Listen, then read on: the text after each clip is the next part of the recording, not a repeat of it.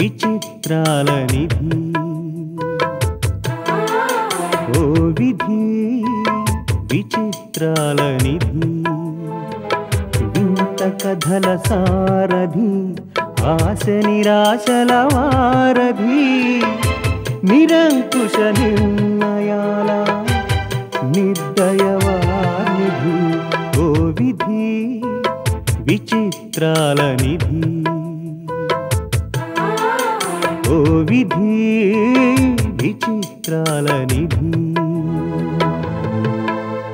సాధారణంగా పెళ్లి కావాల్సిన ఆడపిల్లలు మగవాళ్ళతో చనువుగా ఉండడం కానీ బయట తిరగడం కానీ చూస్తే పెద్దవాళ్ళు ఒప్పుకోరు. మీరెలా ఒప్పుకున్నారు? దానికి కారణం నా కూతురి మీద నాకున్న నమ్మకం, దీపక్ మంచితనం. అవి కాక అతను చెప్పినట్లు వినకపోతే ఉన్న ఉద్యోగం పోతుందన్న భయం. భార్గవ్ దీపక్ని ఇష్టపడుతున్నట్టు గాని ప్రేమిస్తున్నట్టు గాని మీకు ఎప్పుడైనా చెప్పిందా? లేదు. కానీ చనువుగా మాత్రం ఉండేది. సరే, దీపక్ భార్గవ్ అంటే ఇష్టపడేవాడా? చాలా ఇష్టపడేవారు. గత 6 నెలల నుంచి మీ అమ్మాయి దీపక్ దగ్గరే పనిచేస్తోంది. చనిపోయినాడికి 2 నెలల గర్భవతి. మీరు చెప్పిన దాన్ని బట్టి చూస్తే వేరెవరితోనూ పరిచయాలు, స్నేహాలు, సంబంధాలు లేవని తెలుస్తోంది. కాబట్టి భార్గవి గర్భవతి అవడానికి కారణం దీపక్కే అయి ఉండాలి. వేరే వాళ్ళ ద్వారా అవడానికి అవకాశమే లేదు. అవునా?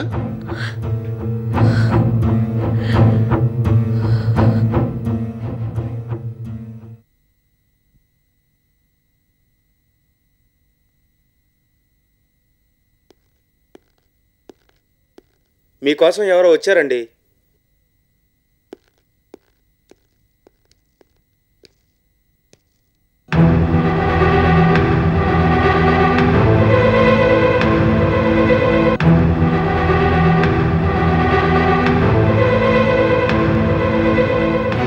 నా కూతుర్ని ఎందుకు చంపావు?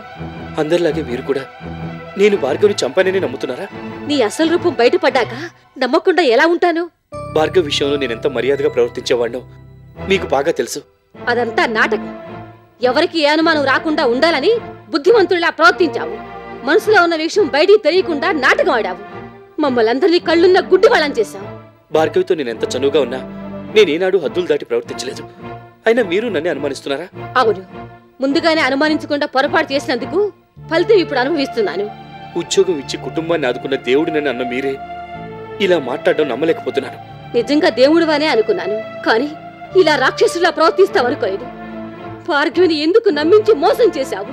నీకేం అన్యాయం చేసిందని దాని బతుకు నాశనం చేశావు. మా బతుకులు ఎందుకు ఇలా బజార్న పడేశావు? మా ఇంట్లో నిన్ను మనుషులా చూసి ఎంతో అభిమానం, ఆత్మీయత చూపించినందుకు నువ్వు చూపించిన కృతజ్ఞత ఇదా? అందరిలాగే మీరు కూడా పొరపాటు పడుతున్నారు. నేనే తప్పు చేయలేదు. నాకేమీ తెలీదు. నేను భార్గవిని చంపలేదు. మీరైనా నా మాట నమ్మండి. ఇంతవరకు నమ్మి మోసపోయింది చాలు. పెళ్లి కాకుండానే భార్గవి గర్భవతి అయిందంటే ఆ పాపం నీదే. ఆ విషయం తెలియక ఏ తల్లి ఏ కూతుర్ని అనరాని మాటలన్నాను. జరిగిన దాంట్లో దాని తప్పేమీ లేదని ఇప్పుడే తెలిసింది. తండ్రి లేడు, ఇంట్లో వేరే మగదిక్కు లేదు. అందుకని మేము పస్తులుండటం చూడలేక, కుటుంబం నాశనం అవ్వటం ఇష్టం లేక మమ్మల్ని పోషించడం కోసం ఉద్యోగంలో చేరింది. మా కోసం పెళ్లి కూడా చేసుకోకుండా ఉండిపోయింది. మమ్మల్ని సంతోషంగా ఉంచాలనుకుందే తప్ప తానే నాడు సుఖపడలేదు. ఉద్యోగం వచ్చింది, కష్టాలు తీరి మంచి రోజులు వచ్చాయి. నా భార్గవి కూడా పెళ్లి చేసుకుని హాయిగా ఉంటుందని ఎన్నెన్నో ఊహించుకున్నాను. దాని భవిష్యత్తు మీద ఎన్నో ఆశలు పెట్టుకున్నాను. నా ఆశలన్నీ తుంచి పారేశావు. పెళ్లి కాకుండానే గర్భవతిని చేసి అది శాశ్వతంగా మమ్మల్ని వదిలి వెళ్ళిపోయేలా చేశావు. లేదు, నేను ఆ పాపం చేయలేదు. నా గురించి తెలిసిన మీరు కూడా ఆ మాట అంటే నేను భరించలేనండి. అంటాను, ఒక్కసారి కాదు 100 సార్లు అంటాను. భార్గవి చావుకి కారణం నువ్వే. అది అమాయకురాలు, పరువుగా మర్యాదగా బతుకుతున్న దాన్ని ఉద్యోగం ఇచ్చి మంచివాళ్ల నటించి నమ్మించి మోసం చేశావు. నీ అవసరం తీరగానే చంపేశావు. నేను ఈ కడుపు కోత భరించలేను. నీలాంటి దుర్మార్గుడికి ఉరిశిక్ష వేసినా పాపం లేదు. లేదంటే నీ మాటలు నమ్మి నా కూతుర్లాంటి అమాయకురాలు ఇంకెంతమంది బలైపోతారు. నీకు ఈ శిక్ష పడాలని కోరుకుంటున్నాను.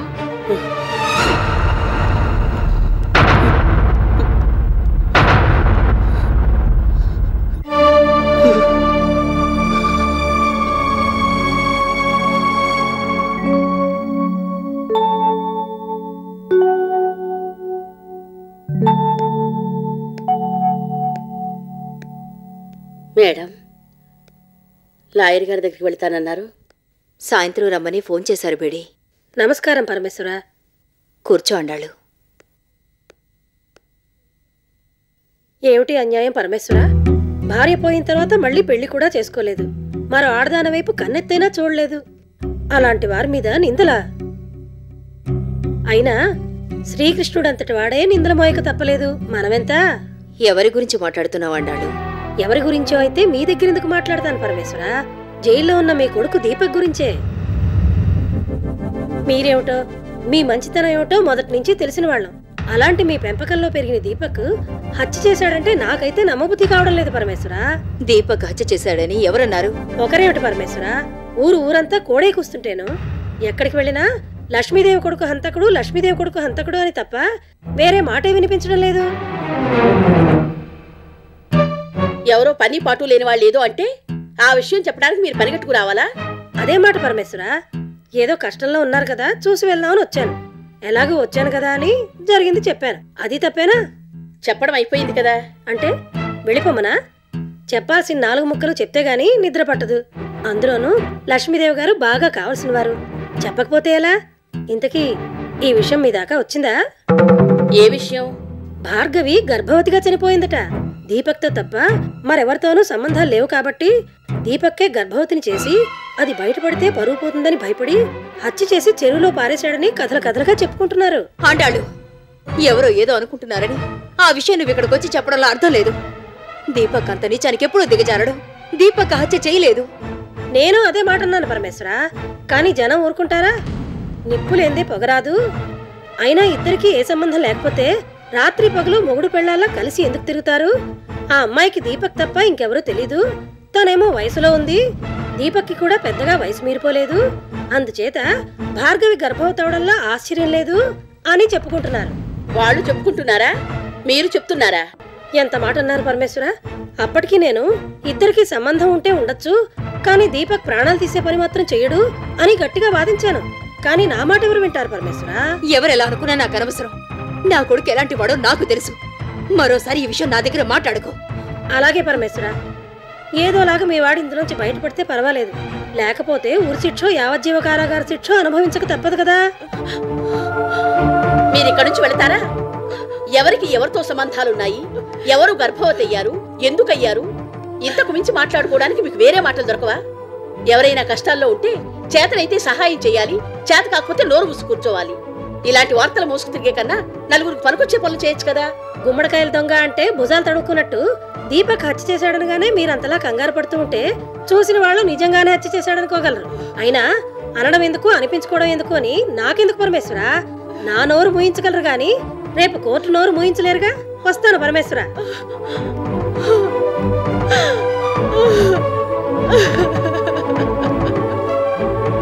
ఊరుకోండి మేడం, ఊరుకోండి మేడం.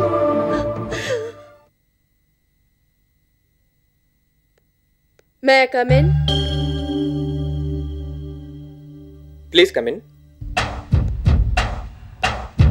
మీరు రోజీ అంటే? రోజీ గ్రూప్ ఆఫ్ కంపెనీస్ చైర్పర్సన్ని. అలాగా, కూర్చోండి. మీ పేరు విన్నాను, కానీ పర్సనల్గా వచ్చి కలిసే అవకాశం కలగలేదు. చెప్పండి, ఏదన్నా పని మీద వచ్చారా? భార్గవి హత్య కేసు మీరే టేకప్ చేశారు కదూ? అవును. భార్గవిని హత్య చేసింది ఎవరో తెలిసిందా? ప్రాథమిక ఆధారాలను బట్టి లక్ష్మీదేవి గారి కొడుకు దీపక్కే ఆ హత్య చేశాడని తెలుస్తోంది.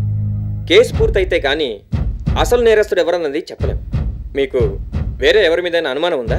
లేదు. దీపక్కే ఈ హత్య చేశాడని మీరు కూడా అనుకుంటున్నారా? అవును.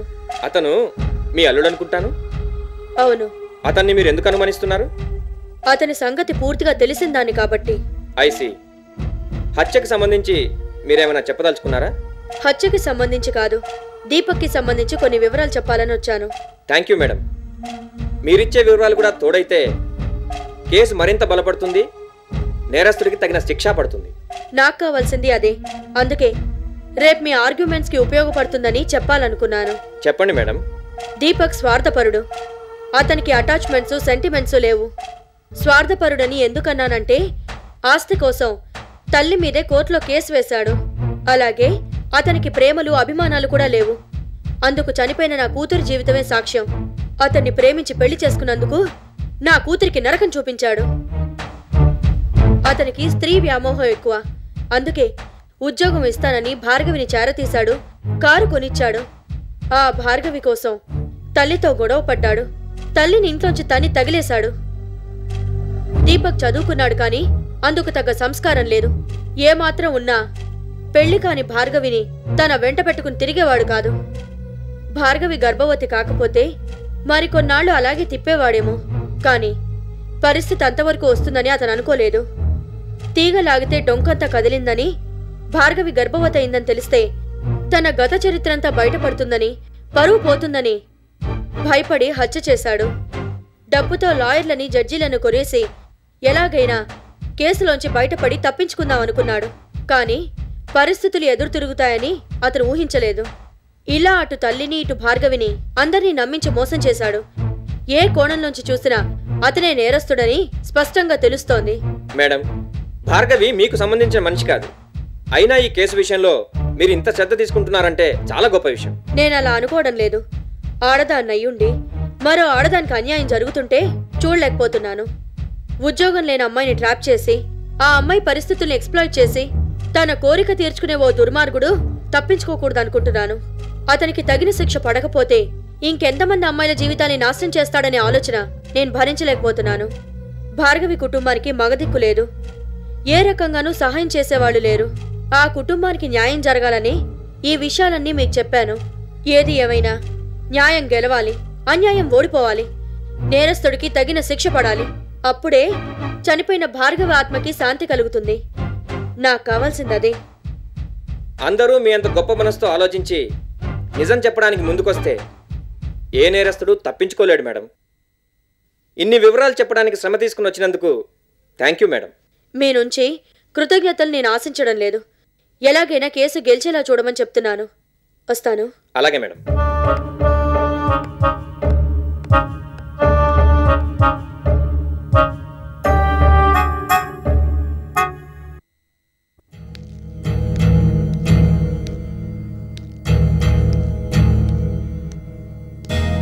సార్, ఏం కావాలి?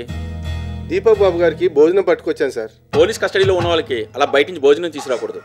ఒకవేళ తీసుకొచ్చినా మేం పెట్టనకూడదు. తీసుకెళ్ళిపో. అది కాదు సార్, మా మేడం కూడా వచ్చారు. ఇదెక్కడ కూడా భయ్యా? రూల్స్ ఒప్పుకోవంటే వినవే. మీ అమ్మగారు వచ్చారని మా రూల్స్ మార్చుకోమంటావా?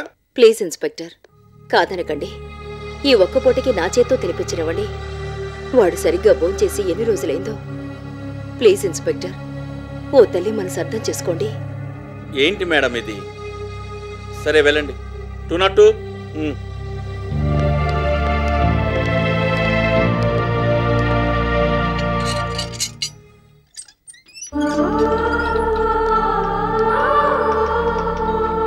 అమ్మా,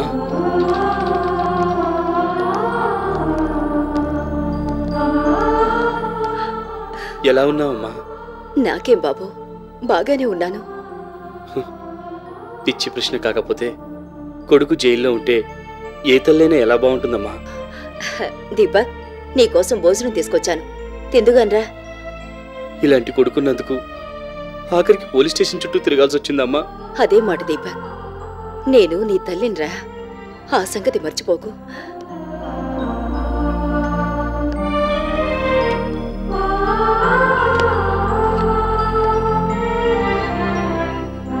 కరెక్టేనమ్మా.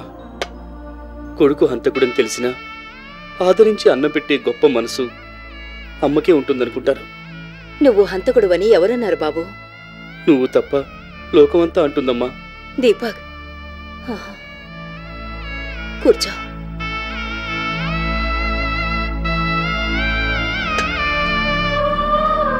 మీకు అన్నం పెట్టాలని అమ్మగారు ఎంత ఆరాటపడుతున్నారో తెలుసా బాబు?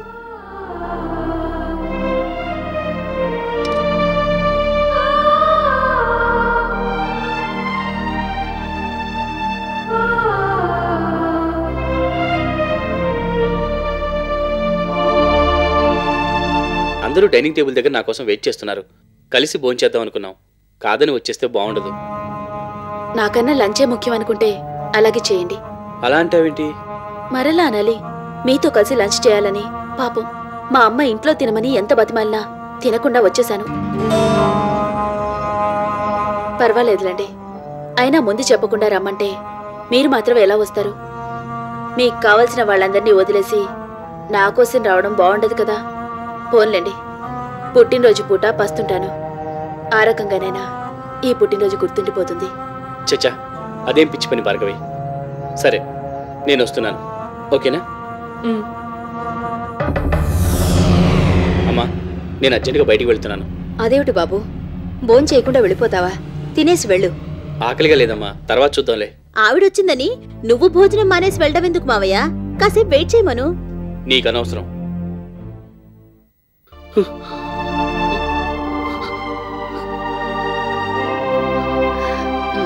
తిను బాబు. వద్దమ్మా. బాబు, నీకు గుర్తుందా అమ్మా, ఒకరోజు అందరం కలిసి భోజనం చెయ్యాలని బీడీ అన్నీ ఉండి భోజనానికి పిలిచింది. అందరం కూర్చున్నాం. ఈలోగా భార్గవ్ వచ్చింది. మీ అందరినీ మర్చిపోయి మంత్రం వేసినట్టు భార్గవ్ వెంట వెళ్ళిపోయాను. అంతవరకు మీరు నా కోసం ఎదురు చూస్తున్నారన్న జ్ఞానం కూడా లేకుండా వెళ్ళిపోయాను. నేను తినకుండా వెళ్ళిపోతే మీరంతా తినరనే ఆలోచన కూడా లేకుండా వెళ్ళిపోయాను. అవన్నీ ఇప్పుడెందుకు బాబు? అమ్మా, ఎంత రాత్రైనా నా కోసం ఎదురు చూసేదానివి, నేను రాందే భోజనం చేసేదానివి కాదు. అంత అభిమానంతో నువ్వు చూపించిన ప్రేమే ఈరోజు ఈ జైలు భోజనం తినలేకపోతున్నా నన్ను బతికిస్తోంది. ఆ రోజు నువ్వు దగ్గరుండి తినిపిస్తానన్నా కాదని వెళ్ళిపోయాను. ఇప్పుడు తినాలనున్నా నీకు దూరంగా ఉండిపోయాను. అమ్మా, వాళ్ళు ఇక్కడ నా కోసం ఎదురు చూసేవాళ్ళు లేరు, ఆదరించి అన్నం పెట్టేవాళ్ళు లేరు, తిన్నా తినకపోయినా పట్టించుకునేవాళ్ళు లేరు. అభిమానం, ఆత్మీయతలు పోయి ఈ జైల్లో అధికారం, అహంకారం నన్ను తినేలా చేస్తున్నాయి. దీపక్, ఇంకెన్నాళ్ళు బాబు? ఈ కేసు తొందరలోనే తెలిపోతుంది. నువ్వు తొందరగా బయటకు వచ్చేస్తావు, మళ్ళీ మన ఇంటికి వెళ్ళిపోతావు, అందరం కలిసి హాయిగా ఉంటావు. రా, ముందు అన్నం తిను.